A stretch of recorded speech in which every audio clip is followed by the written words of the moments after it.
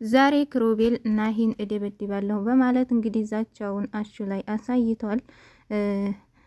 አሹም ደግሞ እንግዲህ ያው ይህንን ማድረግ የለብህም ምንም ቢሆን የልጆቹ አባት ነው፣ ስለዚህ እንደዛ ማድረግ የለብህም፣ እሷንስ የሚያስደስታት ይመስልሃል ወይ? ተረጋጋ በማለት ላይ ይገኛል። እንግዲህ እሱም አንተስ ላይ ይሄ ነገር ቢሆን ምን ታደርጋለህ እያለ ነው የሚገኘው።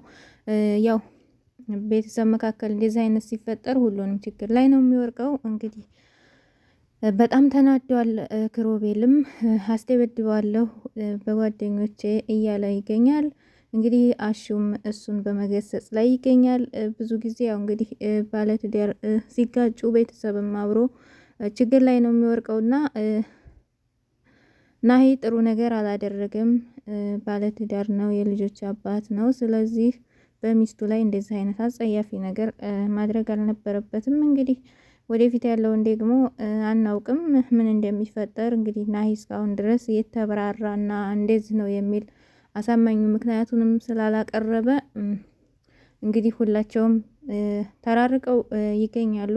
ሆኖም ግን ይህንን ነገር መቼ እንደሚቆምና እንዴት መስተካከል እንዳለበት ባላቅም ወንድምየው ግን ልትረጋጋና ነገራቶችን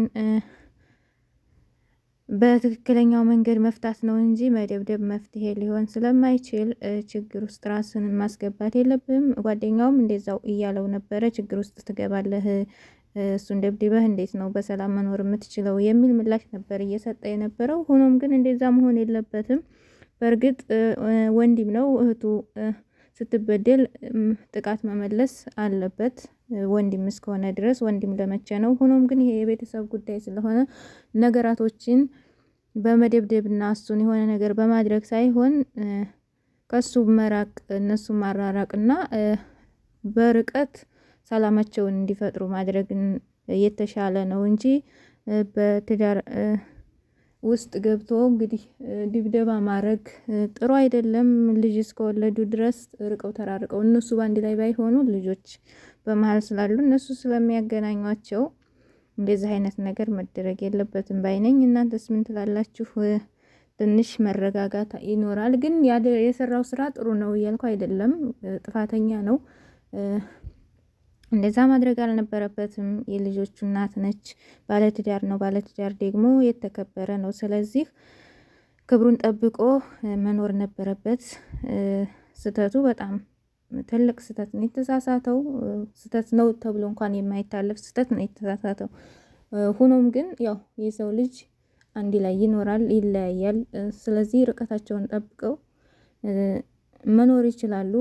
አሳማኝ ምክንያትና ማስረጃ ካለው ደግሞ ያው እስካሁን ድረስ የራሱን ሀሳብ እንዲህ ነው ብሎ በግልጽ ስላላስቀመጠ ናሂም ቢሆን በቃ ወይ አንድ የሚሆኑበትን ነገር መፍጠር ነው ወይ ደግሞ በሰላም የሚለያዩበትን መንገድ መፍጠር እንጂ በችግር ላይ ችግር ነው የሚሆነው። ወንድምየው አሁን ደበድባለሁ ቢል ደበድባለሁም ሲል መደብደብም አለ።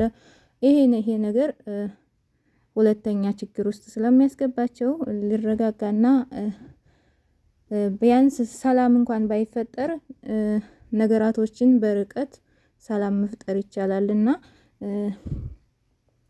እናንተም እንግዲህ ሀሳብ አስተያየታችሁን አስቀምጡ ማለት ነው። ምን መደረግ እንዳለበት እንግዲህ ያው የራሳቸው ውሳኔ ነው። አንድ ላይ ባይኖሩም ችግራቸውን እንደ ችግር ፈተው በርቀት መኖር ይችላሉ። እሱም ደግሞ አለኝ የሚለው ማስረጃ ካለ፣ ምክንያት ካለ፣ የሚያስተባብልበት አይደለም አላደረኩም ብሎ የሚለው ነገር ካለ ደግሞ ማስረጃውን ይዞ መጥቶ በሰላም መኖርና መቀጠል የሚችሉበት ሁኔታ ይኖራል ብዬ አስባለሁ። እስካሁን ባለው ግን ያው እንግዲህ ችግር ውስጥ ናቸው ያሉት። እሱ በጣም ይሄ ነው የማይባል ስህተት ስለተሳሳተ እንግዲህ ምን ማድረግ እንዳለባቸው ደግሞ ያው በመሀል የገቡ ሰዎች ጣልቃ የገቡ በእነሱ ላይ ሀሳብ አስተያየታቸውንም ቢሰጡም የነሱ ማነው የወንድምየው ውሳኔ ግን ጥሩ አይደለም። መደብደብና እሱን የሆነ ነገር ማድረጉ ለሱ ጥሩ አይደለም።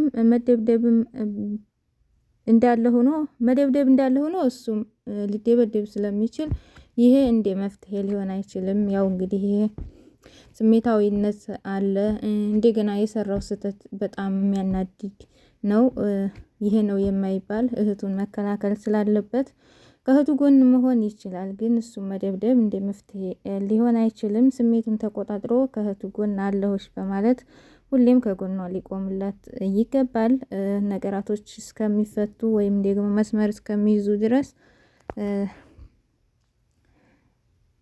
ተረጋግተው ችግሮችን እንደ ችግር መፍትሄም እንደ መፍትሄ ሆኖ ሰላም መፍጠር ይቻላል። በጸብ መካከል አንዳንድ ጊዜ ጸብንም እኮ በሰላም እንትን መለያየት አለ አይደለ? ነገራቶችን በሰላም ማካሄድ ምናምን ስላለ እነሱም እንደዛ ማድረግ ነው ያለባቸው። እንግዲህ ክሮቤል ልትረጋጋና ራስን ልትጠብቅ ይገባል። ምክንያቱም ስሜታዊ መሆን ብዙ ነገሮችን ያበላሻል። ብዙ ነገሮችንም የበለጠ ችግር ላይ ስለሚጥል ስሜትን መቆጣጠርና ነገራቶችን ደግሞ በትክክለኛው መንገድ ማስተካከል ከውብዬ ጎን ቁመህ ራስህንም ደግሞ እሷንም መጠበቅ ነው ያለብህ እንጂ ይሄንን ብታደርግ ኑሮ ይሄንን ብታደርግ አሁን ወደፊት አደርጋለሁ ብትል አንተም ችግር ውስጥ ትገባለህ፣ ያኛውም ሰው ችግር ውስጥ ይገባል። እንደገና መልሶ ተጨማሪ ሌላ ችግር ስለሚመጣ ነገራቶችን በትዕግስት እና በእውቀት መጓዝ ይጠይቃል። ይሄ የራሴ አስተያየት ነው። እንግዲህ ብዙዎቹም ሰዎች ተመልካቾች ተረጋጋ ተረጋጋ እያሉት ነው። ግድ ነው፣ እውነት ነው፣ መረጋጋት አለበት። ራሱንም ጠብቆ ነው እህቱን ሊጠብቅ የሚችለው። ስለዚህ ራሱን ካልጠበቀ ደግሞ የበለጠ ሌላ ሁለተኛ ችግር ውስጥ ሊያስገባ ስለሚችል እና ይህም እንግዲህ ባለው ጉዳይ የራሱ የሆነ አሳማኝ ነገር አለኝ ብሎ የሚለው ነገር ካለ ትዳሩን ራሱ ማዳን ይችላል። ትዳሩን፣ ልጆቹን፣ ቤቱን መጠበቅና ማዳን የሚችልበት አሳማኝ ምክንያት ካለው ሀሳቡን ይዞ መጥቶ ሰላማዊ መንገድ ይፈጥረው ልክ እንደ በፊቱ መቀጠል ይችላሉ። ነገር ግን አሁን ላይ ያለው ሁኔታ ደስም የማይል ነው። ስለዚህ ወንድምየው ከእህትህ ጎን መሆንህ ጥሩ ነው፣ ያስደስታል፣ ቀጥልበት። ነገር ግን አንተም በተረጋጋ መልኩ መሆን አለበት እላለሁኝ። ተመልካቾችን ብዙዎቹ እንደዛ እያሉ ነው የሚገኙት።